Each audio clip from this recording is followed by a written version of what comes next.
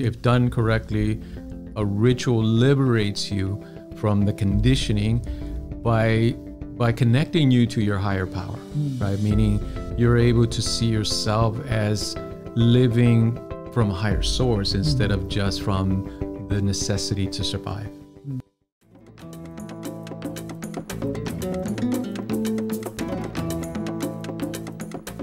Hello, everyone. Welcome to another episode of Soul Sessions with Creative Mind. I am Deborah Burt Maldonado. I'm here again with Rob Maldonado, Dr. Rob. We're so excited to bring this new series on Carl Jung, which we love his work. Absolutely. And today we're talking about mythology and rituals and the collective unconscious. So juicy episode. But before we begin, I do want to mention, if you are watching us on YouTube, please click the button here in the corner to make sure you subscribe to our channel so you can receive notification every time we release a new video.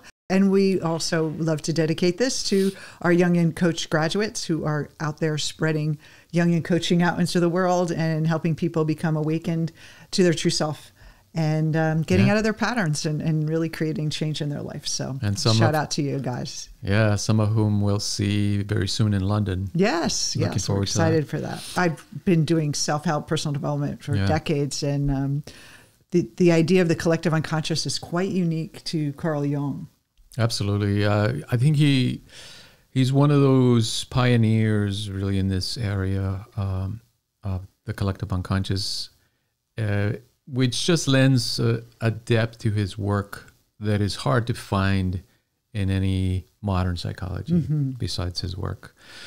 So when we talk about mythology, ritual, theology, or religious philosophy, comparative religion, any of those topics, Jung's work helps us. It gives us the framework on which to understand or from which to understand these concepts. In a psychological way. Well, I want to bring up that his dream that he had, which actually led to understanding the collective unconscious, he had a dream, and I don't have it, so this is verbatim, but he's in a house and he keeps going down into the basement, and then he keeps going down further and further. And every level of this house is an older and kind of like a time for mankind, like a medieval times. And then he goes deeper and deeper to these really ancient times, and, paintings on walls and ancient artifacts. And he's just like, what is this like within my house? And he always saw the house as the self. And he said, there must be some connection within us to these deeper realms. Yeah. So throughout mankind, we've told myths, whether it's religious myths or stories and fairy tales. This is just how we kind of relate to the world and how it defines cultures, the myths. And so it's a big part of our life. And I think in modern times we forget. I guess our modern myths are movies and Netflix series now are our myths of the modern time, but they still have the same content of archetypes and stories that the patterns that have been universal. Yeah, so you're right that there's a strong connection that we can still make to modern times, movies, literature, as well as our current mythologies in different religions. But in our approach, let's say in Jungian coaching, the way we approach this work is, what can it tell us about our process of transformation, right? We want to go towards the self. In other words, we want to realize the self, the true self. How do we move from over-identification with the ego towards that true self? And mythology is one of those elements that really help us, because it's the same language that we see in dreams. It's the identical language that we see in dreams. They all often feel like a mythic tale when we have the real deep dreams. It's like, wow, I felt like I was in an episode of Game of Thrones or something. Yeah. Which means it implies, it suggests and kind of gives us a way to understand that it is the unconscious that we're seeing in mythology. It is the collective dream, if you will, in mythologies. And that's how Jung saw it, that these mythologies that we see all over the world that essentially use the same symbols, but in their unique cultural forms, are speaking the same language of the unconscious mind that we see in dreams. And therefore we can use it to study what is going on in the collective level of humanity. Yes. And so let's talk about mythology. When we talk about mythology, how would you describe what mythology is? I like Joseph Campbell's definition of it.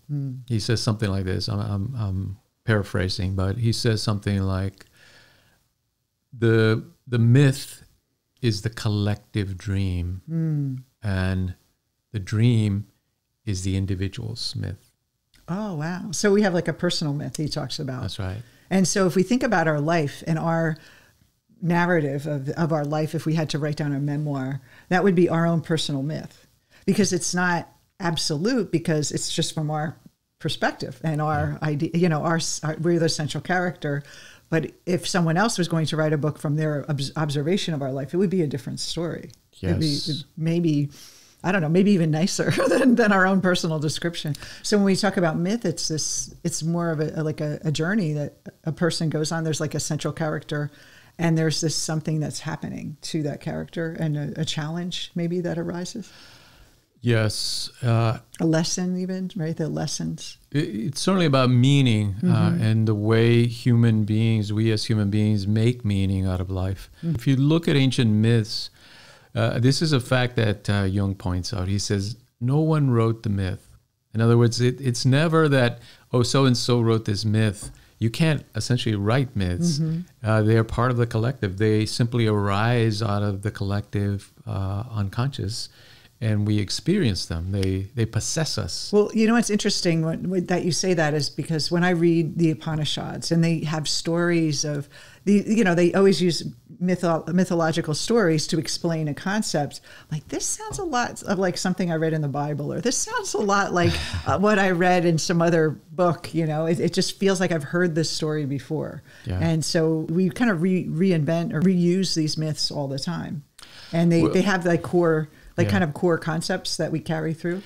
Yeah, so Jung would say that we use the same symbols to form, or the way myths are expressed in the human psyche is that they use the same symbolic language, but it takes on different cultural context as they become conscious. In other words, as we become aware of them and we use them, we make them our own, right? They become meaningful to us. So if we ask, like the Swami Vivekananda says, if we look at religions all around the world, what they have in common is they all have a mythology, they all have a ritual or ritualistic system, and they all have a philosophy, meaning a theology that explains, how does this work? And how does the world work? Kind of a worldview kind of idea? Yes. Yeah. Those mythologies that we see in different parts of the world, in different times, in different religions, are essentially using the same symbols, but in a unique cultural way.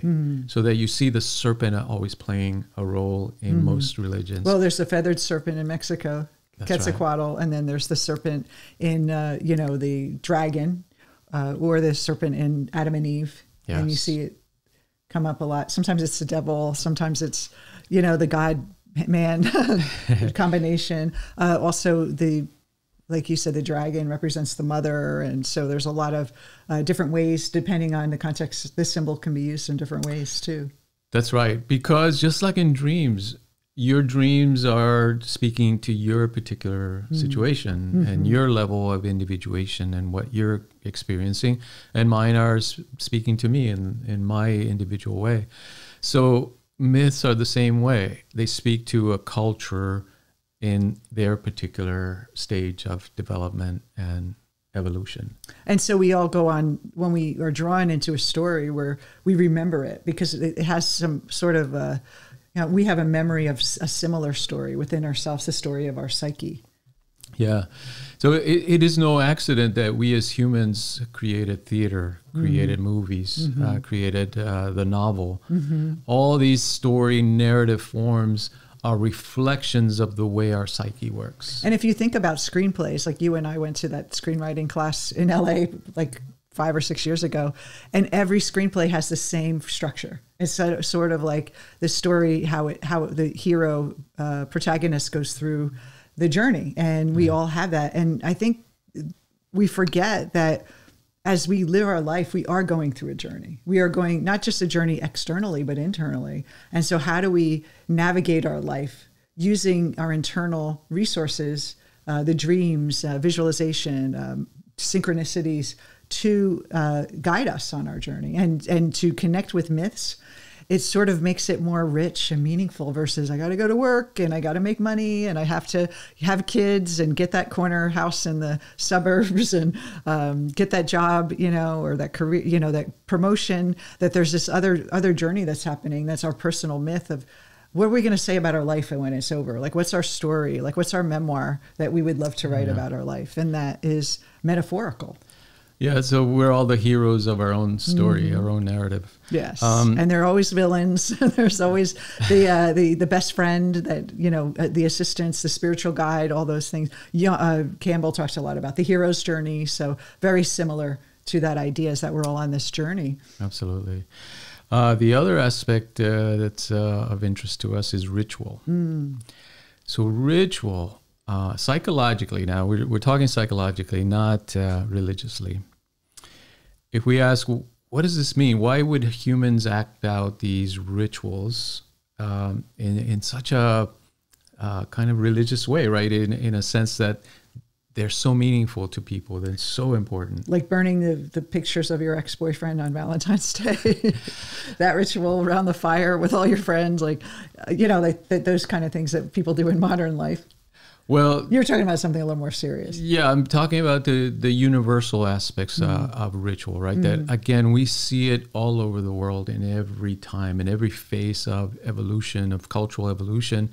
We see people enacting ritual and as a central aspect of religion or spirituality, as well as culture, right? So can you give an example?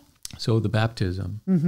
Marriage is a ritual, right? In other words, people don't just say we're married and that's it. Well, even the child going away to college is kind of a ritual, the empty, like kind of sending the child away out into the world. Yes. All these cultural forms are types of rituals. If we look at the kind of the significance of what these rituals are, we see then, for example, sacrifice. Sacrifice is a universal one. It's in every culture, in every spiritual tradition that we see around the planet, that it includes sacrifice as a way of sanctifying, of purifying life. If we look at some of the ancient rituals of sacrifice, they're often tied to what we do for work. So, for example, the shepherd takes care of the sheep. What is he or she going to offer to the divine, to the God, as a burnt offering on the altar? One of their sheep. In other words, the work that you're doing to survive, the things that you have to do to live. It's almost like you have to sacrifice. You have to connect it to the divine. Yeah, you can't just do it for, like, work for the money, basically. It has to serve a higher purpose. It sanctifies it by connecting it to the divine, and ritual serves that purpose. Connecting our everyday life, the things that we have to do as kind of in our animal nature, right? That we have to eat and we have to sleep and we have to, procreate and do these kind of very human elements of life. How can we connect them to the spiritual life? Through ritual, through sacrifice. Well, growing up, we always said prayer before dinner, said grace.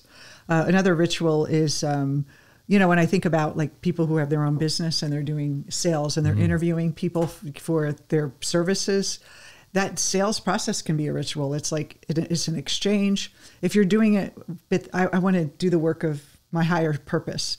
This is part of that sacrifice, is I have to go and be uncomfortable and talk to people and invite them to come to be a part of my world. It's like pulling, like, but it will feel like work and it'll feel like you'll be resistant to it if it's not tied to higher purpose. If it's just for money, it's not going to inspire you. You're going to just be like, I'll just get a job and make money. But that ritual of like handing it over to seeing it for your higher purpose, dedicating it for something better, a higher nature, that's really that ritual, right?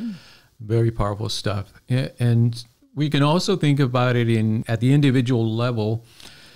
The ritual, let's go back to your example of burning your ex's pictures. I don't think I've ever done that, but I've heard stories of friends who have. Yeah, but we've seen it in movies and stories, right?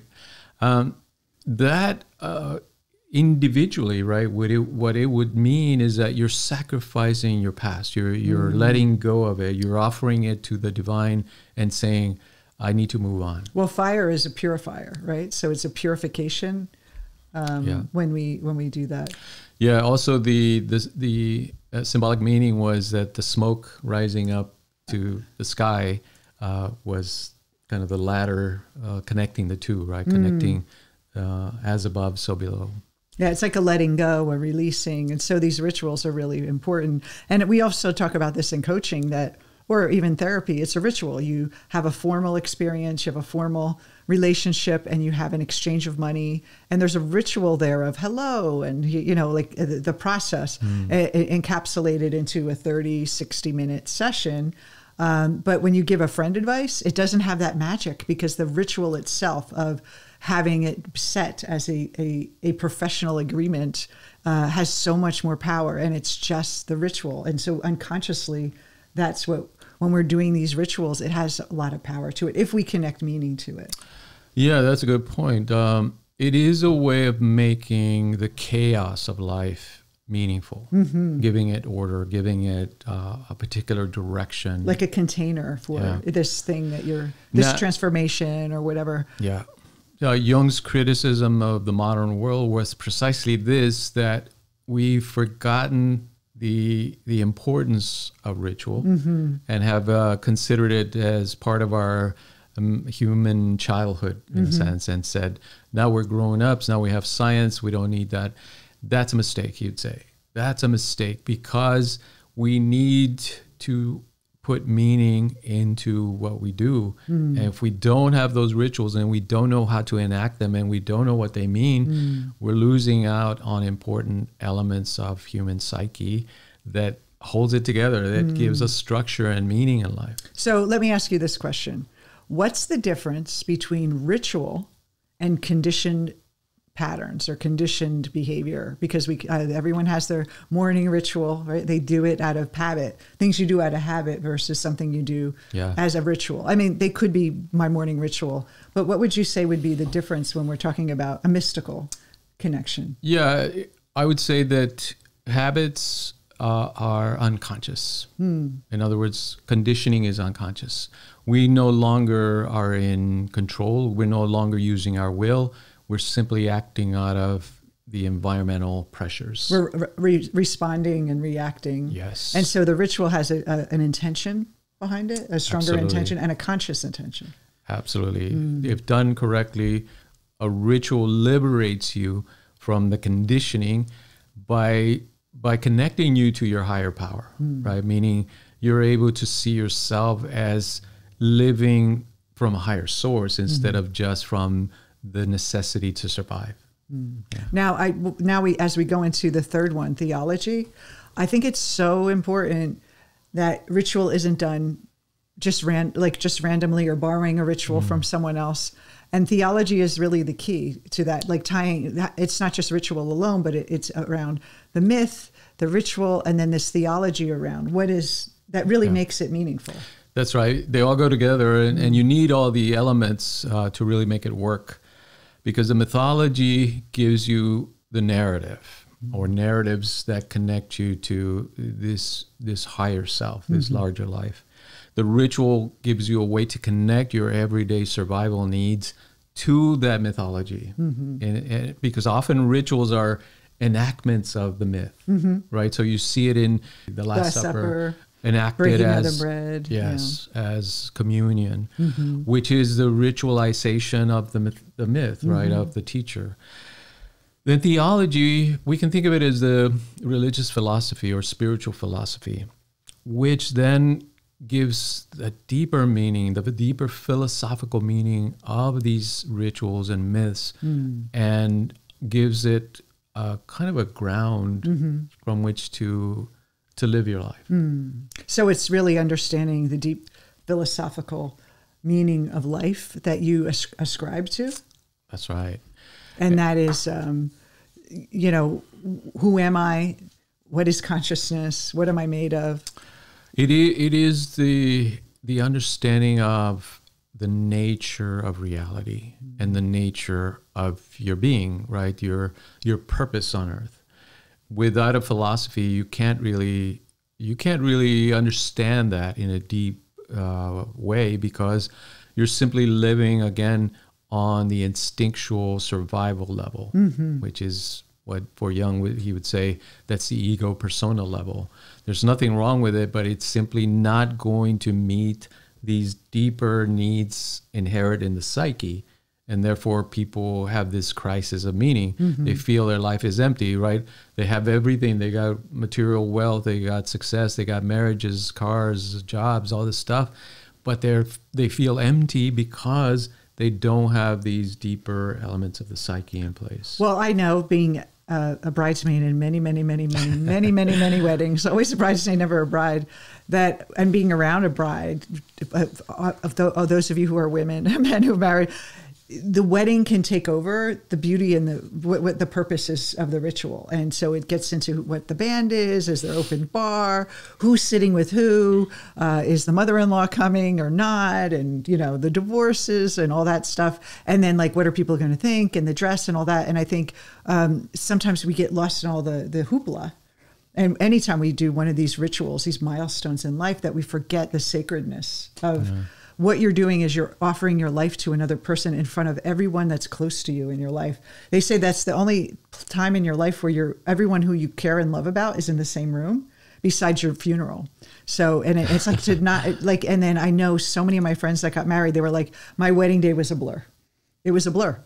I don't, I was just, it was too many people, too many things I had to track, and it just was gone in a second, and there was no space for that. And so those of you who are planning a wedding or planning, an event like that, remember to take some time to honor the sacredness of what this experience is for both of you, or anything that you're doing, christening, the same way, baptism. So here's a quote talking about theology from John 3rd chapter, verse 30. He says, "He must increase." And of course, he's talking about Jesus here. "He must increase, but I must decrease." So it's psychologically what he's saying is my ego, my individual identity, my persona must give way to this higher self. There's another quote, "Not mine, but thine be expressed." That's the will. Thine will be done. That's right. Not my will, but thine will. And that's not like you don't have a free will, but more like your ego, not letting your ego make the decisions. And the old person must die so that the new one can take shape as the higher self. Now, you were born, so you were raised I was born Catholic. Yes. You were born into a Catholic family. Yes. Therefore, you know some Christian mythology. It was theology. very, very mystical. I mean, we believed in angels and, pray to God and, have dinner every night. It was very, very, and then we had to go to church every Sunday. And it was interesting. My father was Protestant, and he converted to Catholicism.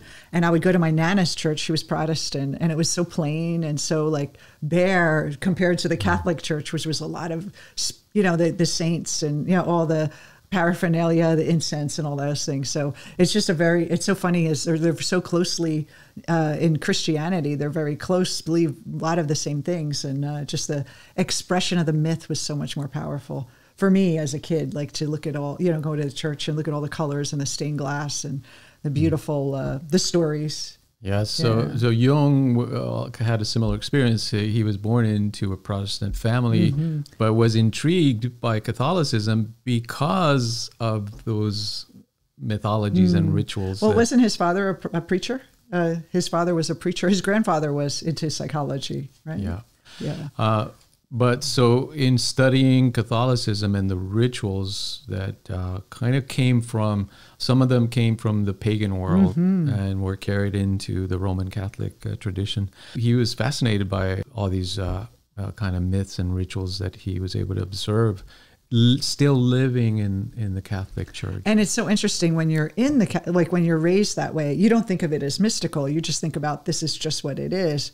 And then when I went into my New Age phase where I was doing like crystals and sages and all that stuff, and I was like, I thought, oh, that Catholic, is different. And my friend said, oh, it's very mystical. They have the incense and the spirits and the saints. And I'm like, oh, yeah, kind of the angels. And so it was not much different from that mystical part of ourselves, that there's a life after death, there's a soul, all those things. And so I think that's what kind of gave me a good foundation of understanding these myths too, like, and even a deeper connection, because I remember having that real deep love, like in yoga philosophy, Bhakti yoga is that devotional love. And so having the feeling connected to all those rituals was very powerful. Absolutely.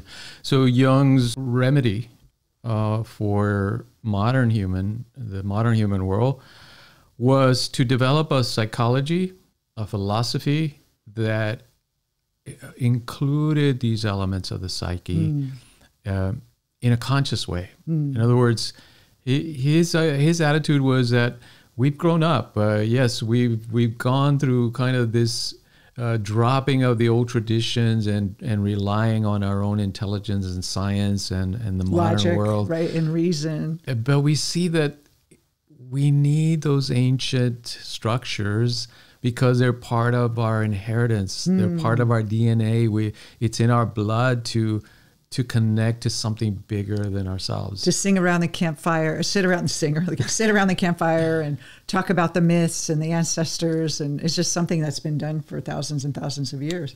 And the rituals, of course, and this deeper philosophy of the higher self that you cannot throw it away. It's a mistake to neglect it.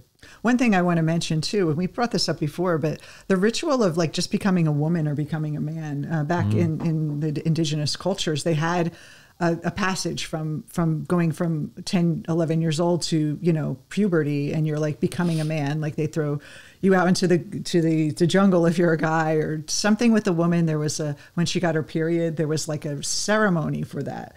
And we disconnected from all that, and these things pass, and it's like, okay, next, move on. And then we don't have that kind of the passage and the milestones of our life and we should bring them back because it is beautiful. It's a beautiful thing. I do like the idea, though, if you think of your life, what is your myth right now? If you were going to write a memoir of your life, what is your personal myth right now?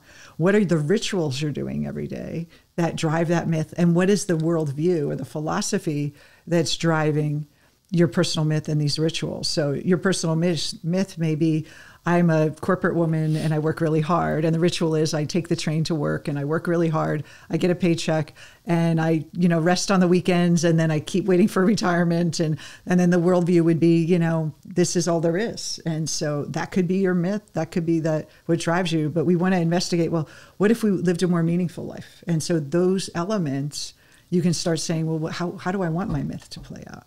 Yeah, absolutely. What story do I want to tell about my life? Do you want to make it, if it was a movie, a blockbuster movie, wouldn't that be that everyone wants that for their life, something really extraordinary. Yeah. And so we see in the modern world, the potential is tremendous. I mean, because we have science now, we're creating all these artificial intelligence now and all this technology. If we combine it, imagine combining it with this deeper philosophy of meaning and identity and potential, along with the mythology that instructs us and guides us as even to become an interplanetary species, something that really just transcends kind of our everyday survival strategy, right? And takes us to that higher realm of the gods, as Jung would say. That's really the potential here. And whenever there's a crisis, just like in individual life, it's a turning point. It's a place of transformation that is opening the door to new opportunities, new ways of seeing the world, new ways of being. So right now, the planet is in a crisis. It's a perfect time to really think about these things. What is the mythology that we live by? What are the rituals?